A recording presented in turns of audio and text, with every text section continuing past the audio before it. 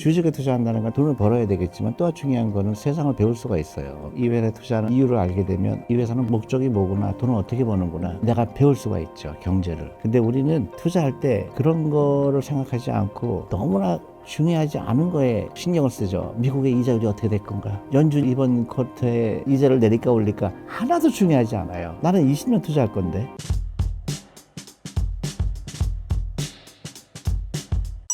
투자가 처음인 분들은 어떻게 시작하면 좋을까요?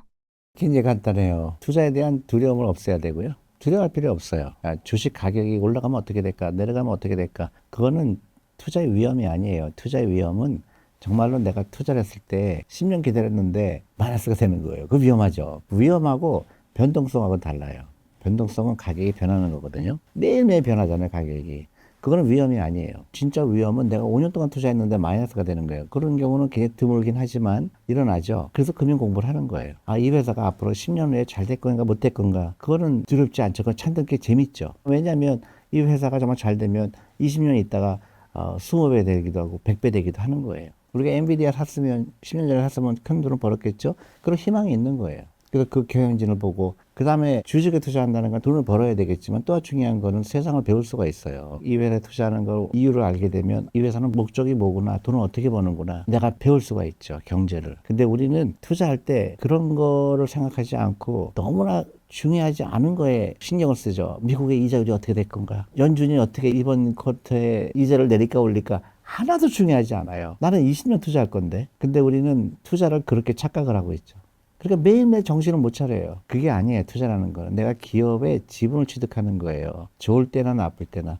그래서 당장 시작하는 게 좋아요. 내가 투자를 어렵게 생각하는 게 아니에요. 무조건 계좌를 열고 오늘부터 내가 월급의 10%를 무조건 투자한다. 조금씩 배워가는 거예요.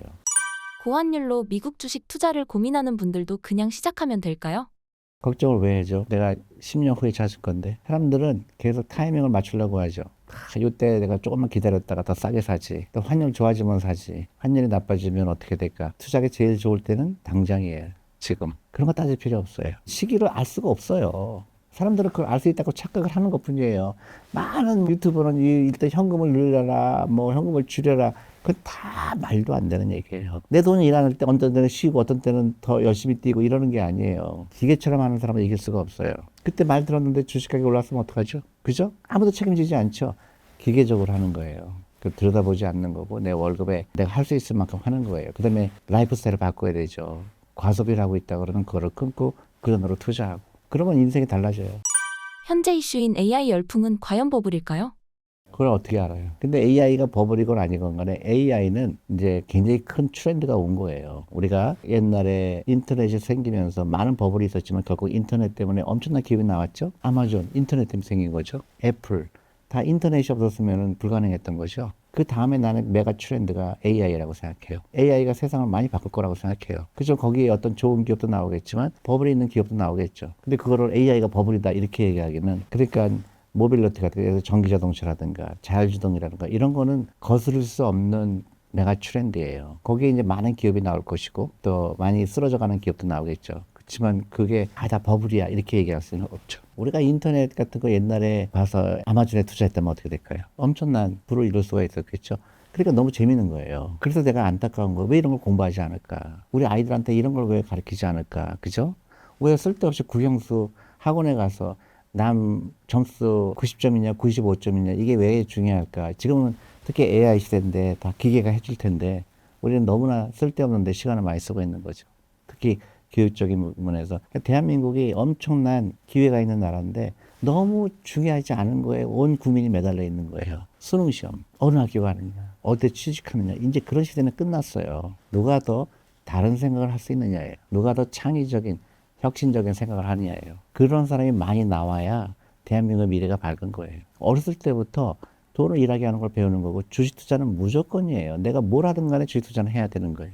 내가 간호원을 하더라도, 내가 건설 현장에서 일하더라도, 내가 예를 들어 폐원에서 일하든, 내가 음악가건, 누구나 상관없어요. 주식에는 무조건 투자해야 돼요. 내가 내 돈이 일을 해야 돼요.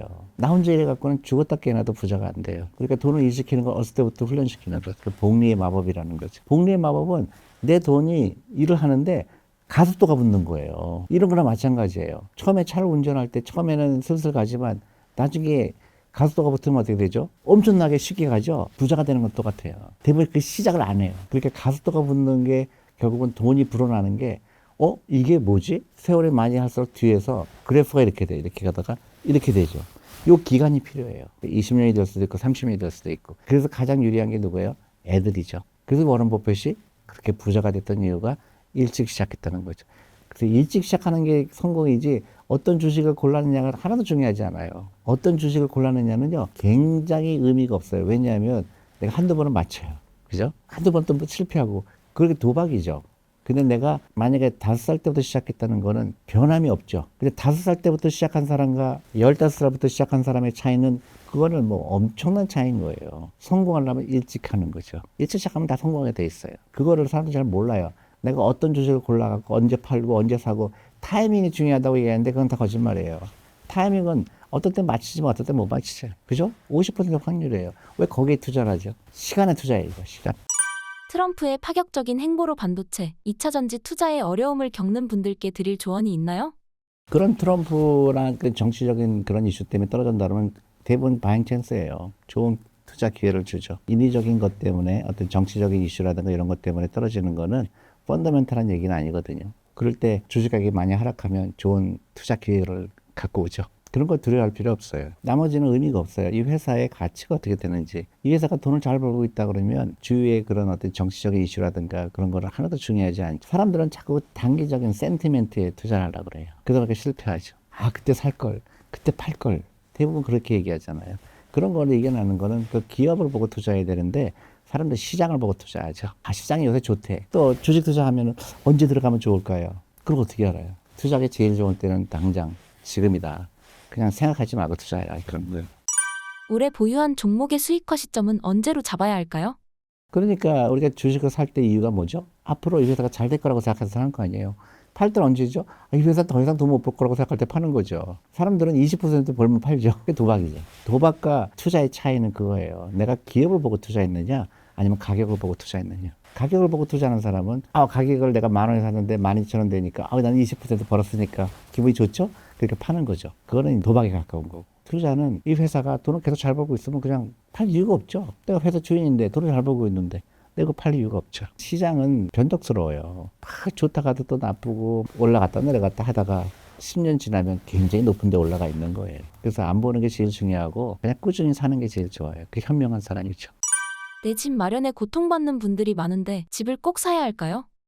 그럴 필요 없죠. 집에 대한 거는 사람들 집을 샀다고 그러는 거를 부채와 같이 사는 거를 생각을 못 해요. 내가 30년 모기지를 가지고 집을 샀잖아요. 그러면 그 집이 다 내 거가 되려면 어떻게 되죠? 30년 기다려야 되죠? 내 집이 아니에요. 근데 사람들 그 내 집이라고 착각을 하죠. 근데 이자율이 올라가면 어떻게 되죠? 굉장히 어렵죠? 만약에 집값이 떨어지면 어떻게 돼요? 내가 30년 후에 빚을 다 갚고 났더니 이 집의 가치가 형편없다 그러면 어떻게 되죠?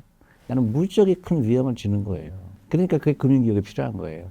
그동안은 집값이 많이 올랐으니까 역시 집이야 얘기를 하겠지만 앞으로는 어떻게 될지 몰라요. 그래서 부채를 지는 거에 대해서 굉장히 조심해야 되는 거예요. 그러면 부채를 지는 거에 조심한다 그러면 어떻게 돼요?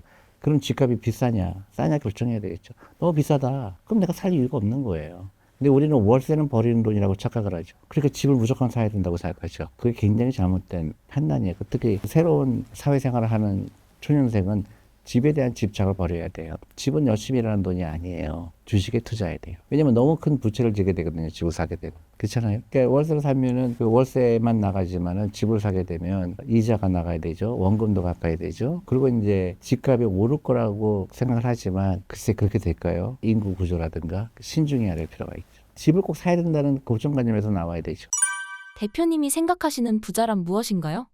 부자라는 거는 돈으로부터 독립하는 거예요. 돈 걱정을 하면 안 돼요. 그러니까 돈 걱정하지 않기 위해서 어떻게 해야 되느냐. 내 돈이 일하게 하는 거. 그리고 내 라이프 스타일을 바꿔야 되는 거. 과소비하지 말 것. 그 돈으로 투자할 것. 금융 공부는 해야 될 것. 실천할 것. 어렵지 않아요. 그러면 돈으로부터 자유로울 수 있죠. 제가 봤을 때 특히 젊은 세대들이 보면은 비싼 명품을 산다든가 비싼 외제차를 산다든가 자동차가 필요 없는데도 자동차를 갖고 있다든가 고급 식당을 간다든가 또 여행을 막 무분별하게 간다든가 그리고 사교육비가 가장 잘못된 과소비죠. 아이들을 괴롭히는데 돈을 너무 많이 쓰고 있다는 거. 부자가 안 되면 너무너무 괴롭죠. 부자가 안 되면 돈의 노예가 되죠. 내가 돈이 없으면 어떻게 되죠? 남의 도움을 받아야 되죠. 그다음에 괴롭죠. 하기 싫어도 남의 얘기를 들어야 되죠. 돈이 없으면 큰일 나죠. 그거는 심각하죠.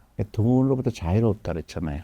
돈이 없으면 돈으로부터 자유로울 수 없죠. 돈이 나를 지배하죠. 내가 돈을 지배해야 되잖아요. 내가 돈을 지배하려면 어떻게 되죠? 돈으로부터 자유를 얻어야 되잖아요. 그래 돈이 많아야 되죠. 그러니까 어릴 때부터 돈의 중요성을 가르쳐야 되죠. 우리 돈이 중요하지 않다고 배우죠. 돈이 없어서 행복하다고 그러죠. 너무나 잘못된 교육이죠. 돈이 없는데 어떻게 행복해요? 불행하죠. 내가 부자가 돼야지. 내가 다 부자가 되면 그게 전반적인 사람들의 인식이 그렇게 되면 나라는 당연히 부자가 되죠. 근데 개인들이 나는 부자가 될 필요 없어 그러면 그 나라는 부자가 될 수가 없죠. 가난하게 될 수가 없죠. 부자들은 알지만 가난한 사람들은 착각하고 있는 것이 있나요? 가난한 사람들은 부자를 더 부자로 만들기 위해서 노력을 하는 걸 몰라요. 대부분 부자를 더 부자로 만들어요. 왜냐하면 과소비를 하는 건 뭐예요? 내가 예를 들어 사교육비를 비싸게 썼다. 그러면 그 과외 선생님은 부자가 되지만 우리 애들은 부자가 안 되죠. 내가 비싼 명품백을 사면 명품백 사장은 부자가 되지만 나는 부자가 되지 않죠. 그게 부자와 가난의 차이예요. 부자들은 가난한 사람들을 이용할 줄 알아요. 부자들은 모르고 그냥 돈에 대한 인식도 없고 그냥 부자처럼 보이려고 하다 보니까 가난하게 되는 거죠. 부자들은 고정관념이 없어요. 남이 나를 어떻게 보느냐가 중요하지 않고 내가 돈을 벌기 위해서 뭘 해야 될까로 생각을 해요. 근데 가난한 사람들은 남이 나를 어떻게 보느냐가 더 중요해요. 아, 내가 백을 사면 사람 나를 부자처럼 보겠지? 내가 좋은 차를 타고 다니면 사람 나를 부자처럼 보겠지? 그게 치명적으로 가난하게 되는 거예요. 사회 초년생들에게 전달하실 조언의 말씀이 있으실까요? 일단 돈에 대한 중요성을 깨달아야 되고요. 그리고 부자가 될 수 있다고 알아야 돼요. 시간이 많기 때문에. 시간이 부자를 만들어주는 거예요. 라이프 스타일. 그러니까 월급의 10%, 20%는 무조건 투자를 한 다음에 나머지 소비할 것. 그리고 집에 대한 집착을 버릴 것. 꾸준히 할 것. 그게 전부예요. 뭐 ETF를 하더라도 어떤 주식형 펀드를 한다든지 주식을 하든지 무조건 100% 주식에 투자해야 되죠. 처음에 투자한다 그러면 그렇게 어렵게 생각할 거 없고 뭐 한국의 뭐 코스피 200이라든가 미국에 투자하고 싶으면 미국의 S&P 500 그것부터 시작하는 거죠. 초년생들은 우리는 너무나 매스컴이나 이런 데서 부정적인 메시지를 계속 받아요. 예를 들어서 집값이 너무 비싸서 당신들 월급 가지고는 집 살 수도 없다. 뭐 평생 모아도 안 된다. 뭐 계속 그런 얘기를 들어요. 그리고 부자들은 따로 태어난 것처럼 잘못된 인식을 해요. 절대 그렇지 않아요. 젊은 사람들, 사회초년생이 갖고 있는 가장 큰 무기는 뭘까요? 부자 될 수 있는 시간이 많아요. 시간, 복리의 마법을 이해해야 돼요. 지금은 물론 돈이 없겠죠. 나도 마찬가지였고. 근데 복리의 마법을 절대 믿어라. 가능한 한 많이 투자해라. 그리고 투자하는 방법은 장기 투자하고 월급의 10%, 20% 무조건 하고 주위 사람들이 얘기하는 거 흔들리지 말고 꾸준하게 투자하고 10년, 20년 기다려라. 그러면 절대 후회하지 않을 거다. 그렇게 생각해요. 신사임당 구독자분들께 한마디 부탁드립니다.